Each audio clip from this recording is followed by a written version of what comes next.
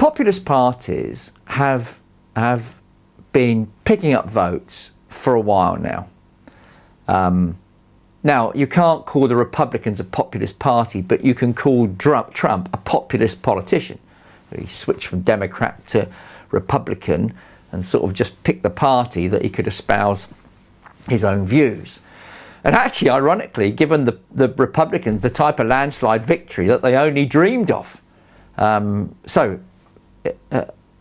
The reason the populist politicians are doing so well is because there's a sense of unease amongst ordinary members of the electorate.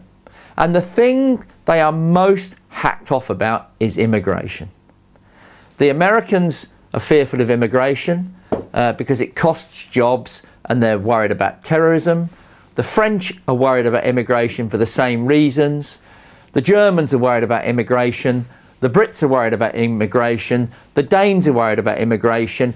Everybody's worried about immigration except the politicians in the centrist parties.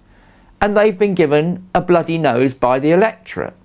Now, what is going to be really interesting is to see how the effect of Trump's victory takes place in France and Germany that have got their own elections coming back. Can the French centrist traditional parties stem the growth of popularity for Marine Le Pen's National Front?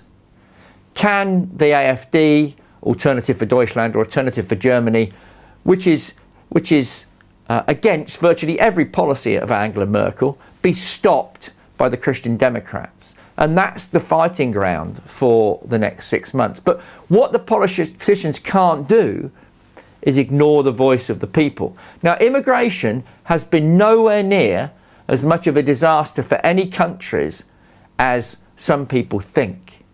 But the ones that have been affected, the people that have lost jobs in lower skilled positions, are hacked off and they have found a voice. They found a voice in the UK, they found a voice in the States, they're finding a voice in France, they're finding a voice in Germany.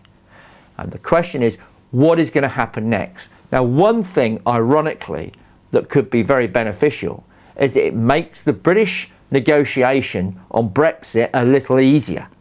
Because what Britain may find is that countries in Europe are more receptive to a deal that has free trade at its centre, but allows Britain to control its own borders, because the European politicians may find that however much they are wedded to free movement of workers, they can't deliver it and stay in office. Given a choice of watering down some of those policies or letting Le Pen or AfD, extreme right-wing parties, make ground, may just encourage those centrist politicians to change their views a little.